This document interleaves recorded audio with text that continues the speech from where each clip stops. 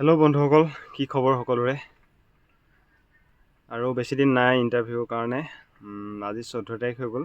3 তাৰিখৰ পৰা আমাৰ পুলিচৰ ইণ্টাৰভিউ আছে, তোমালোকে সকলোৱে জানাই। কিন্তু আজিলৈকে অফিচিয়েল আপডেট তেনেকৈ নিদিলে যে মানে কোনখন ডিষ্ট্ৰিক্টত কিমান ভেকেঞ্চি আছে সেইটো নিদিলে আজিলৈকে। কিন্তু বহুত ল'ৰা ছোৱালী মানে জানিবলৈ মন যায় যে আমাৰ ডিষ্ট্ৰিক্টত কিমানখিনি পদ আছে ল'ৰা বা ছোৱালী হওক বা মানে তেতিয়াহে মানে গম পোৱা যাব যে মই ইমান এটা মাৰ্ক আনিলে ইমানখিনি মানে পাব লাগিব নম্বৰ, তেতিয়াহে মই ৰিটেন দিবলৈ পাম বা চাকৰিটো পাম, তেনেকুৱা এটা প্ৰশ্ন থাকে। 23 তাৰিখেতো এডমিট দিব বুলি ওলালেই। এতিয়া আৰু ভেকেঞ্চি মানে কোনখন ডিষ্ট্ৰিক্টত কিমান হয় সেইটো ওলাব লাগে সোনকালে, কাৰণ চাকৰি কথা আছে। আৰু অফিচিয়েলি একো ন'টিচ নাই দিয়া, দিব চাগে এইদিন 2 এদিনতে। কাইলৈ পৰীক্ষাটো গৈ ল'বলৈ দিছে চাগে, এনেকুৱা হ'ব পাৰে। এতিয়া মানে এনেই আইডিয়া মই মানে কোনখন ডিষ্ট্ৰিক্টত মানে তাতো অফিচিয়েলত লিখাই আছে ডিটেইলছটো যে কোনখন ডিষ্ট্ৰিক্টত কিমান অনুসৰি মানে জন্ম অনুসৰি 2011 চনৰ পদ দিব বুলি লিখা আছে ডিষ্ট্ৰিক্ট অনুসৰি। ইয়াত মানে এতিয়া গোটেই সেইখিনি মই ক'ম, তোমালোকে চাই থাকিবা। এইটো ভিডিঅ' মানে কিমানখিনি পদ আছে সেইটোতো গম নোপোৱা, কাৰণ সেইটো অফিচিয়েলি ওলোৱা নাই। কিন্তু মই এইটো ভিডিঅ'ত জনাই দিম যে কোনখন ডিষ্ট্ৰিক্টত চবতকৈ বেছি থাকিব পদ আৰু কোনখন ডিষ্ট্ৰিক্টত চবতকৈ কম থাকিব। 1ৰ পৰা একদম চিৰিয়েলি মই 27খন ডিষ্ট্ৰিক্টৰ ডিটেইলছ দি দিম, কাৰণ মোৰ ওচৰত 27খন ডিষ্ট্ৰিক্টৰহে ডিটেইলছ আছে। সেই তেতিয়া 2011 চনৰ 27খন ডিষ্ট্ৰিক্টেই আছিলে। তেতিয়া হয়তো মানে সেইটো জন্ম যিমান হাৰটো তাৰ প্ৰতি মানে সেইটো দিয়া আছে। মই তোমালোকক কৈ দিছোঁ, 1 নম্বৰত থাকিব নগাঁৱত চবতকৈ বেছি পদ থাকিব।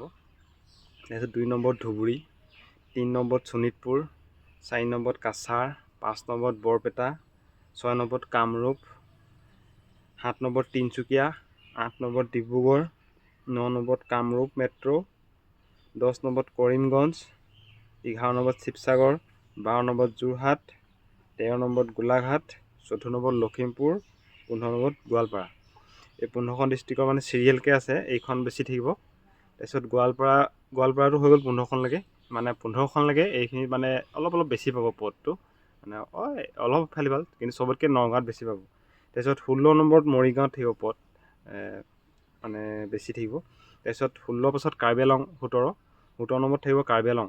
তাৰপিছত 18 নম্বৰত বাক্সা, 19 নম্বৰত দৰং, 20 নম্বৰত কোকৰাঝাৰ, 21 নম্বৰত ওদালগুৰি, 22 নম্বৰত নলবাৰী, 23 নম্বৰত বঙাইগাঁও, 24ত ধেমাজি, 25ত হাইলাকান্দি, 26ত চিৰাং, 27ত ডিমা হাছাও।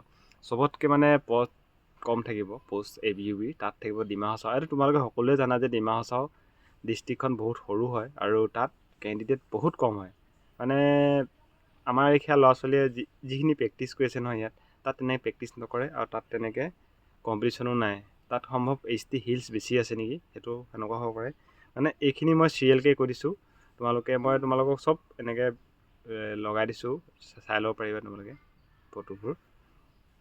মানে এইখিনি ইমান অনুযায়ী মানে সেইটো হ'ব, মানে পদটো মানে ইমান অনুযায়ী দিব, কাৰণ তাত পূৰা ধুনীয়াকৈ লিখা আছে অফিচিয়েলত যে 2011 চনৰ জন্ম অনুসৰি পদ দিব মানে।